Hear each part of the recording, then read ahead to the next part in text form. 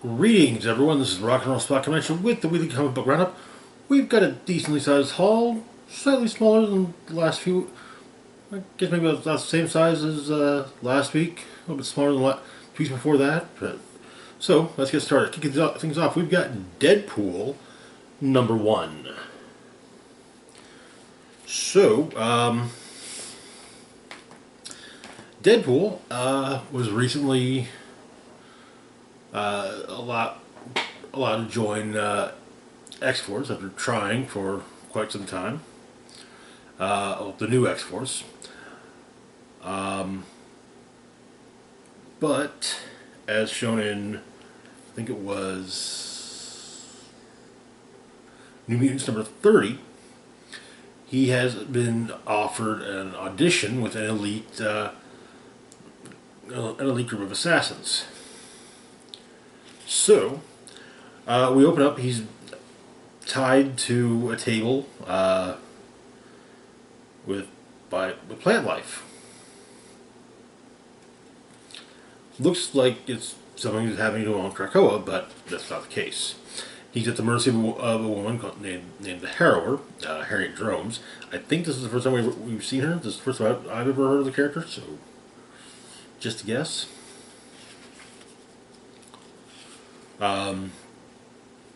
But she wants to use Deadpool.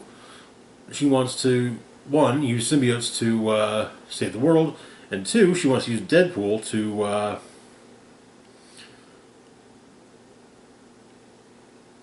breed a new symbiote, which appears to be made up of a shard of the Carnage symbiote. She's been testing the symbiote, this piece of the Carnage symbiote with other animals, but it consumes them. She figures that with Deadpool's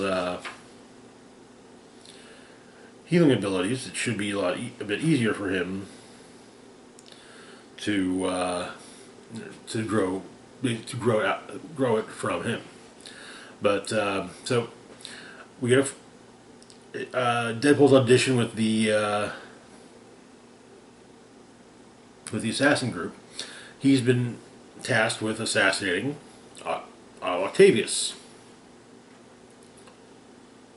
And he's become smitten with his contact from the group. There's a write-up on the Atelier, the group in question.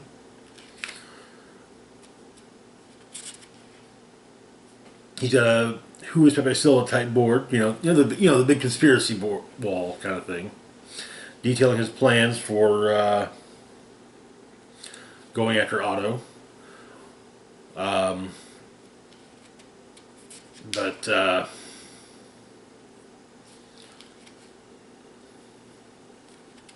we've got Harrower's notes on excerpt from her notes on her symbiote research. Upon getting loose, since he has 48 hours. Deadpool has been given 48 hours to take out Doc Ock, and well, he's down to 40. It's been 46 hours since that point. So yeah, he's got 2 hours to kill Doc Ock. Makes his way back to Doc's lab. Barges in to kill Doc, but the symbiote rips its way out of him as Harrower arrives, and Doc Ock's intrigued by what's happening, and that is where the issue ends. Good start to a new Deadpool book. I like the fact that it's officially an X book. I've kind of always considered Deadpool to be an X book. Whenever the Deadpool title, I always considered that to be an X book, as you'll recall from his last ongoing. But it's nice to see it being officially denoted as such and connected to the overarching X-Men story. But moving on to our next book, we've got X-Men Red number 8. Where we left off,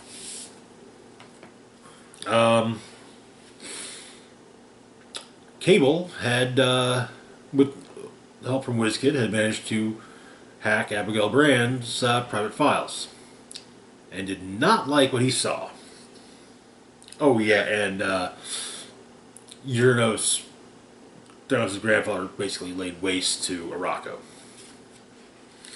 So we open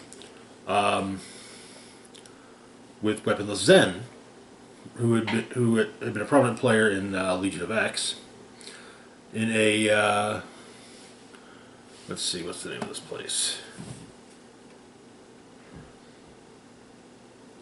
At Goswell's bar on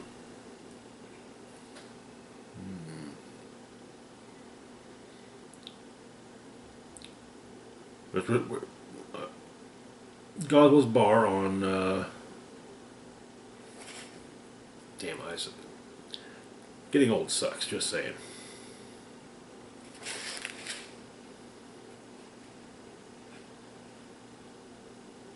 Let's see. Dolan. Shit. But a bar in space. And she's having drinks with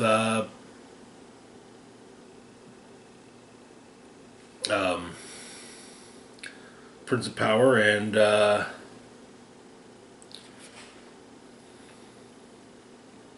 Blackjack O'Hare. When two people show up. Cable and Core of the Burning Heart. Turns out Cable's got a job for Weaponless Zen. Also, she carries a knife that is almost as sharp as Logan's claws and almost as indestructible.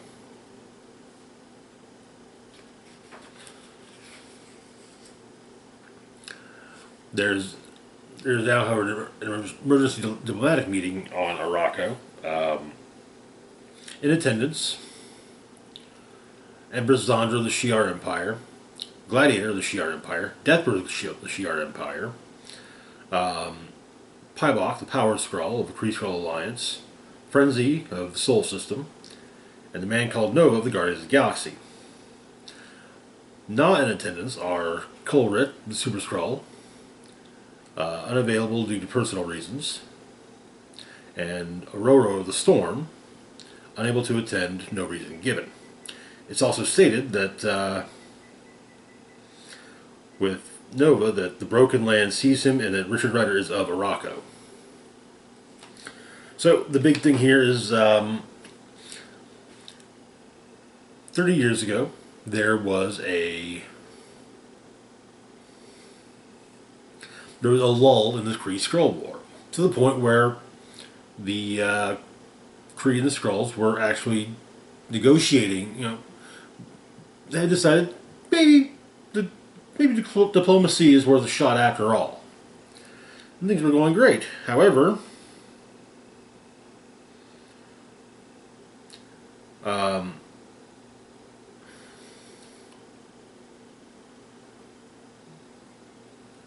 Kree received word of a breach of the Pan-World's Arms Treaty. The Skrulls were allegedly conducting forbidden genetic weapons research at a secret facility codenamed Shapeless Ridge. So, Kree Command decided that a small force of stealth warriors could destroy the facility, or a larger force might fail. Captain Glory led the charge. The intelligence however, was incredibly wrong.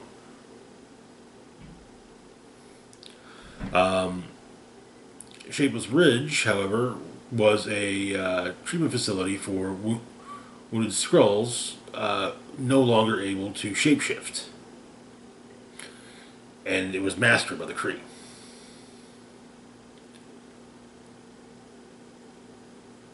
Namely, about how it is the Kree learned of Shapeless Ridge.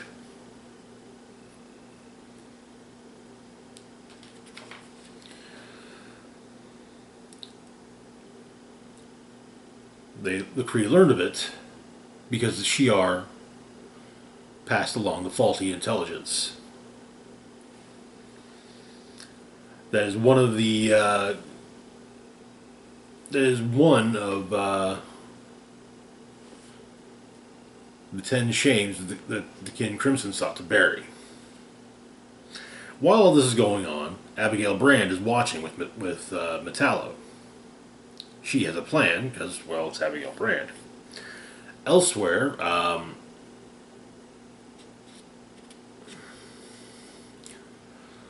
Cable and his group are heading deeper into space aboard a ship that WizKid made.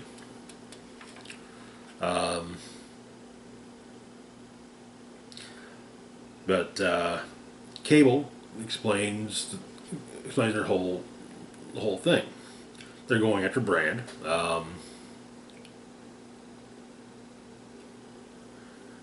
Explaining that Brand is working with a rim-world diplomat named Orbis Stellaris.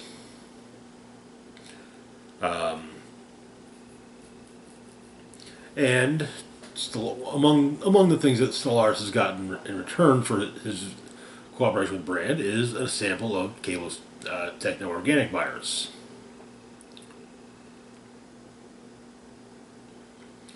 And so Cable has basically has Manifold find out, use a sample of the virus to find out where Stellaris is, and space is full as they can get there. The planet in question looks a lot like Apocalypse in design. The DC planet, not the Marvel character. But it's called the World Farm.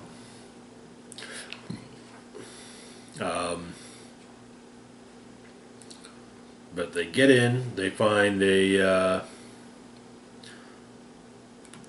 sample of the TO virus.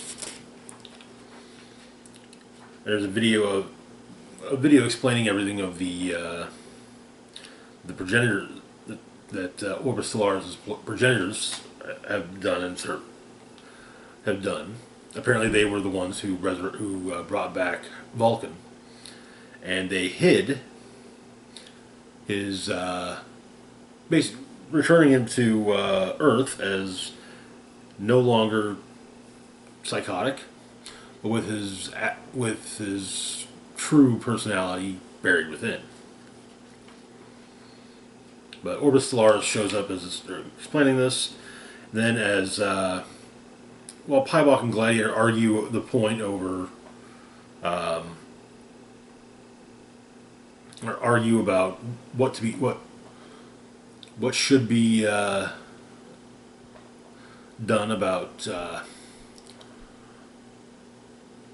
Skrull, the Shi'ar basically giving the Kree information to wipe out a basically a Skrull hospital world.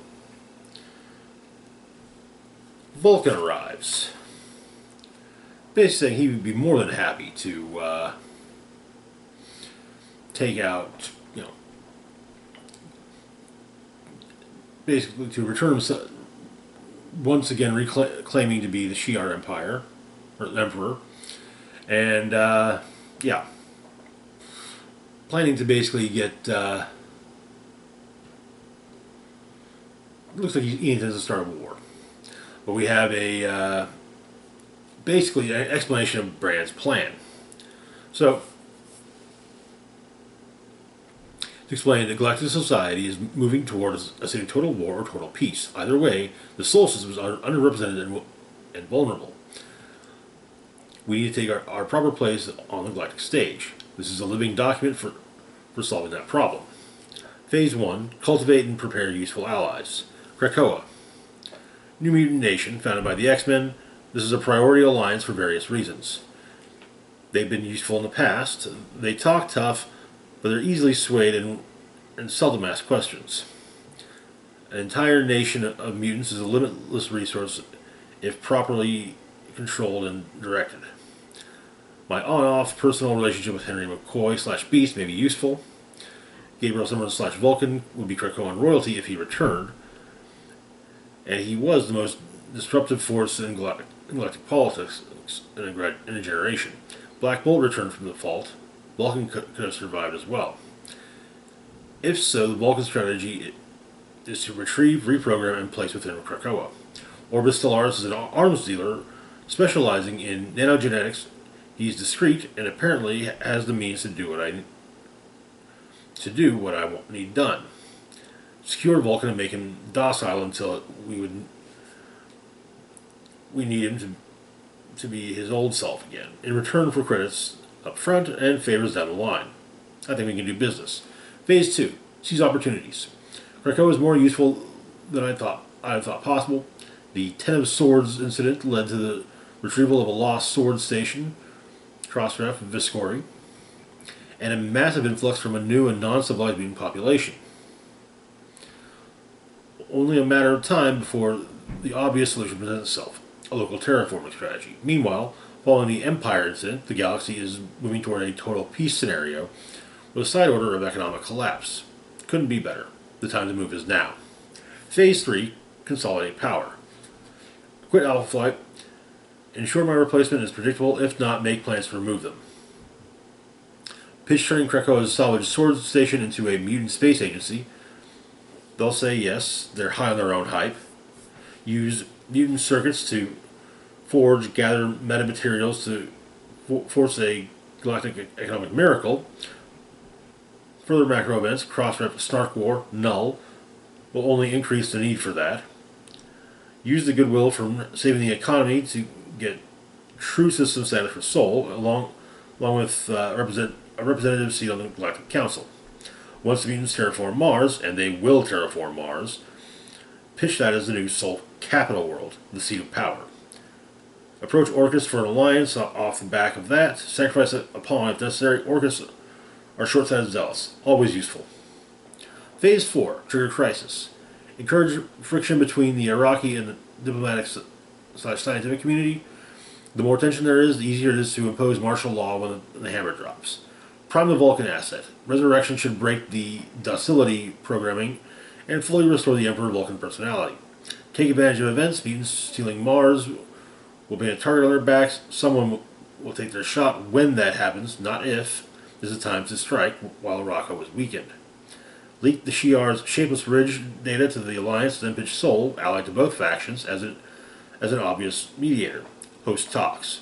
During the talks, set Vulcan loose against Zandra. No matter who kills who, we're looking at galactic war within the week. A civil war among the Shi'ar, while both sides fight out the Kree-Skrull alliance. Other galactic factions will undoubtedly be drawn in. Phase 5, crisis becomes advantage. Guilt the X-Men. They accepted Vulcan, they're responsible. There'll be frontline soldiers and mediators with the Shi'ar. Either the Iraqi fall in line as well, or, more likely, I can coerce the X-Men into forcing them back to Amenth, leaving Mars as a pure diplomatic world. Sword's first global station. The new Sword takes the role of S.H.I.E.L.D., a global defense agency, absorbing Orcus in the process. Then we approach Fear These contact lists, the Avengers, the FF, anyone with pull on the Kree and the Skrulls. Our role is the voice of reason, forcing the two sides to the negotiating table. The carrot and the stick in one. It'll take time, but when the dust settles, Sword and Sol will be everything they were always meant to be. Mission accomplished. And that is where the issue ends. So we now know what Brand's plan was, and oh boy, this is going to be fun. And I gotta say, X-Men Red is easily one of the best, hands down, books from X-Men books currently. That and Immortal X-Men being the two best. It's hard to say which is better. Moving on, though, to our next book, we've got Gotham City Year 1, number 2. Where we left off, Slam Bradley was regaling Batman with a tale of a case of his from the 60s. A case that I'm not sure if Slam realizes this, somewhat tangentially involves Bruce Wayne. Or at least involves Batman. That being the kidnapping of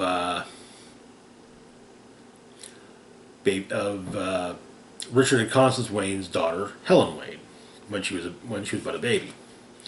Slam has been kind of forced into helping with the retrieval,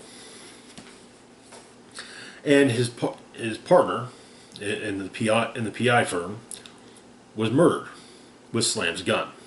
However, Slam had him carrying the gun in question himself.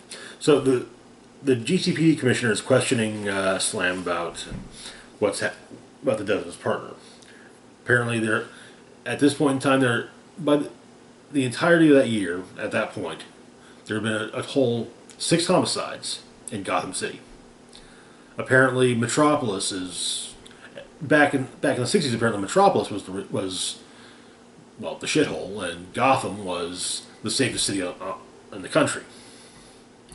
How things change.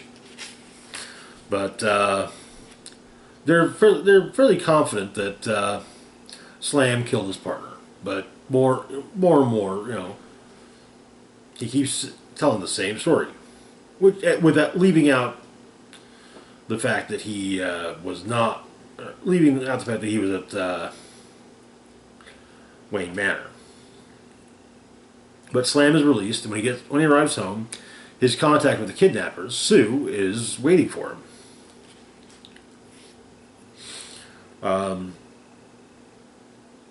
They discuss things, and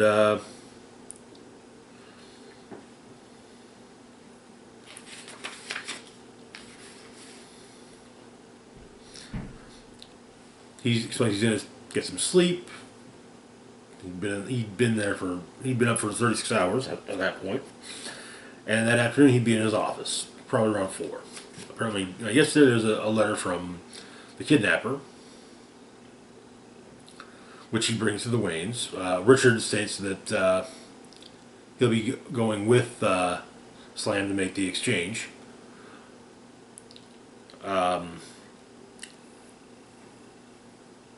His wife doesn't think that's a great idea, and his security team also doesn't think that's a great idea. It has pitches a plan which is shot down.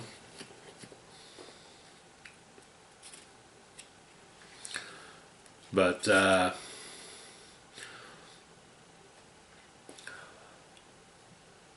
on the way to the exchange, Richard and Slam talk. Apparently, Slam being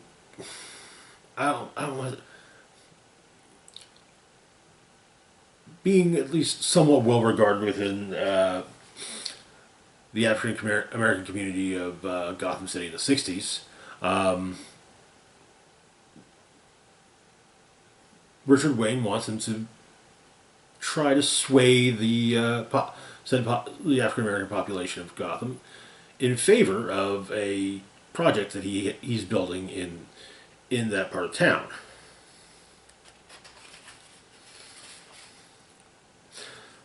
They get to where they're supposed to make the exchange.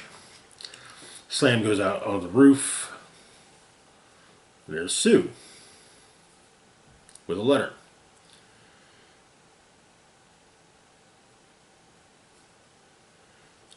Not Helen Wayne. But after arguing with Richard a bit, Slam goes back out there, gets the information, and Sue steps off the roof, landing on one across the way. I have to wonder, given her roof running skills, I do kind of have to wonder if her descendants include a certain cat burglar from Gotham. But the instructions are that Helen Wayne is at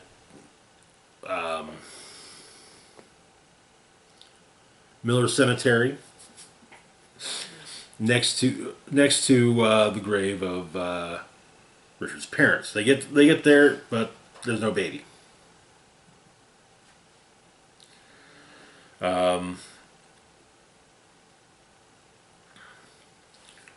Richard and Slam have another argument, which results in Slam punching Richard out. As he's narrating all this, he says that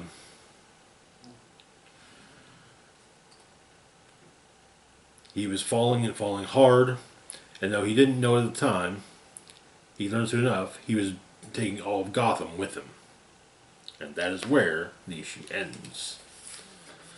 So we kind of get I guess, a broader mission statement of the series. That it's, how Gotham became, well, Gotham.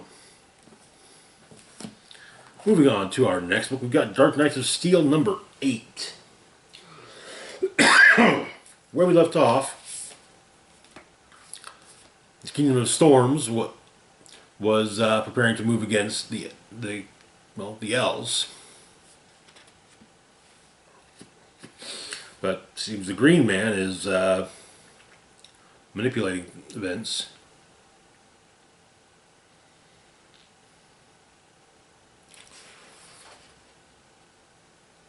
And the Amazons have come to the aid of the Kingdom of Storms, feeling bad that they basically, they didn't believe the threat of the elves previously.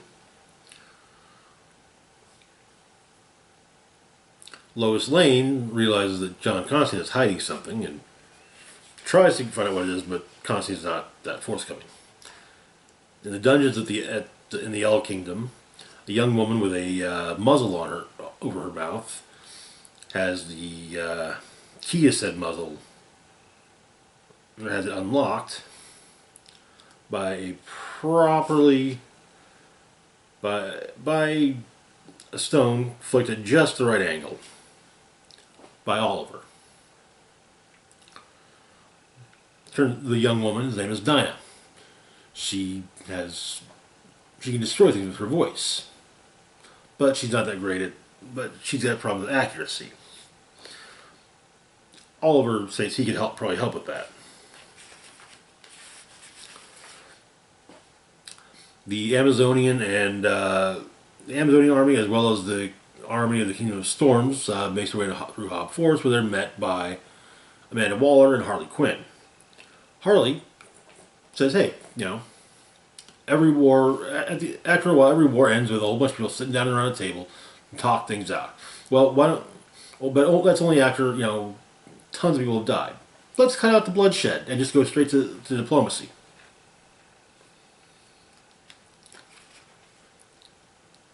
But the offer it's refused, and so Waller and Harley go on their way. But Constantine notes that the Amazons and the Kingdom of Storms are just going to let them go. And when Hippolyta explains it's not honorable, well, like to hell with honor.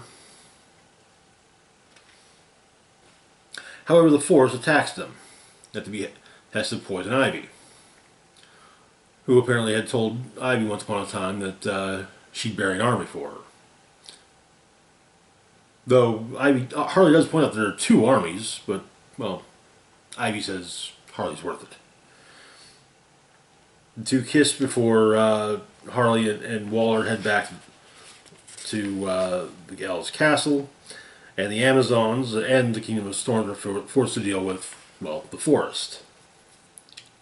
But then the Green Man shows up, seemingly takes out Ivy.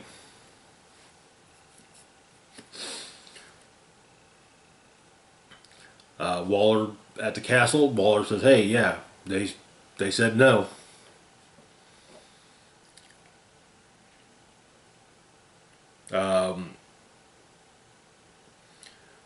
The Queen says, "Okay, fine. I'll meet them at the battlefield myself."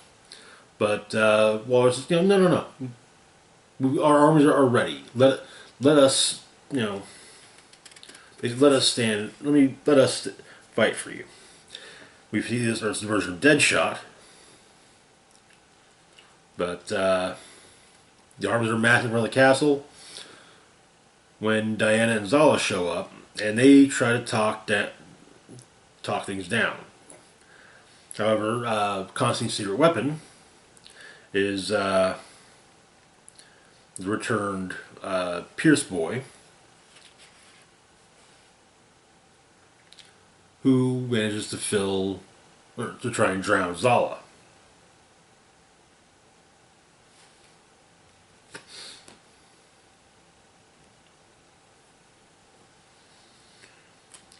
When the Queen herself shows up, her and Apollo talk and explain that, no one has to die. They can talk things out. As Queen Lara shakes Apollo's hand, she asks, "Where's the fun in that?" Before using her heat vision to blast Apollo in half, right down the middle. And the issue ends with Diana shouting "Mother." Oh, I love this book. I really do. I don't want it to end. I really don't. But at the same time, I can't wait to see how it all plays out. Yeah. Anyway, moving on to our last book for the moment, we've got Flashpoint Beyond number 6. Bit of a late one here. The shop I go to didn't get the B covers in, so I opted to wait a little bit for it. Anyway, where we left off here, yeah, it looked like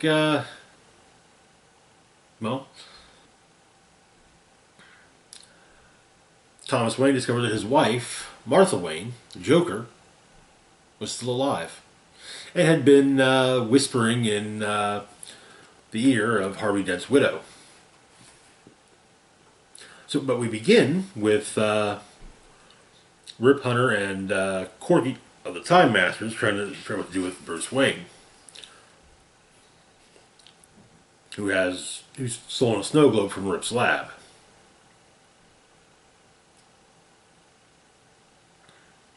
But inside the Flashpoint, it turns out the snow globe is actually housing the Flashpoint universe. But inside the Flashpoint, Thomas and Martha are talking.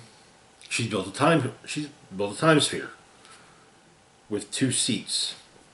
The idea being, they go back in time and they make sure it's not Bruce that dies, it's them. Fix the world.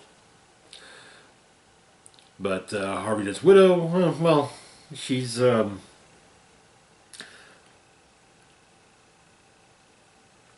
taken her own son hostage. Meanwhile, a Kryptonian fleet is approaching Earth, the Flashpoint Earth, and the heroes in Poison Ivy's garden are trying to figure out are working to mount a defense. Being Superman, Eclipsa, Poison Ivy, Swamp Thing, and a couple others.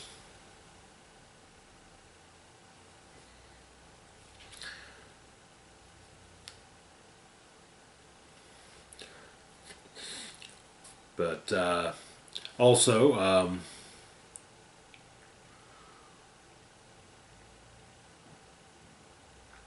the Sun and Saturn, as well as the Sentinels of Magic, are dealing with the Amazons.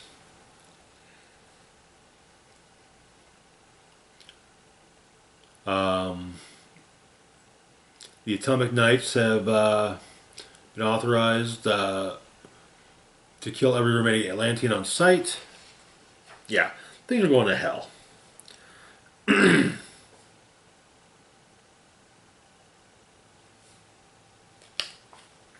But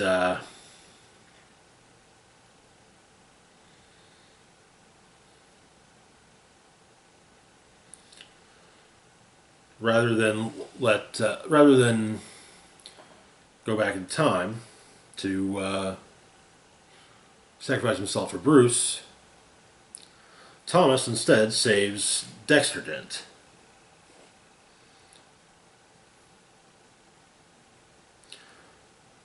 with Martha finishing the saving by killing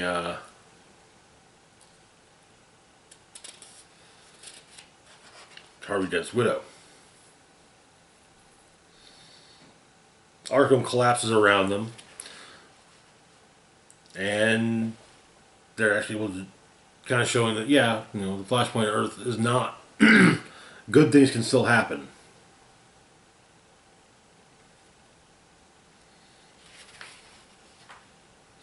And so it's decided that Batman will get to keep the Snow Globe and Janie Slater's watch.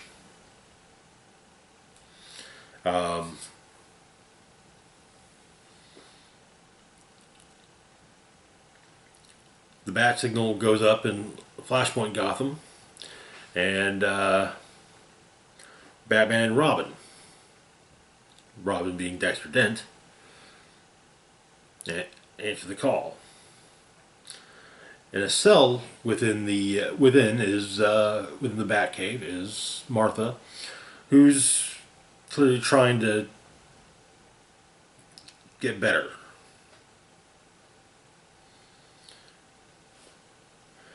Except apparently with the Kryptonian invasion, she explains that if any Kryptonites needed, she's got some connections.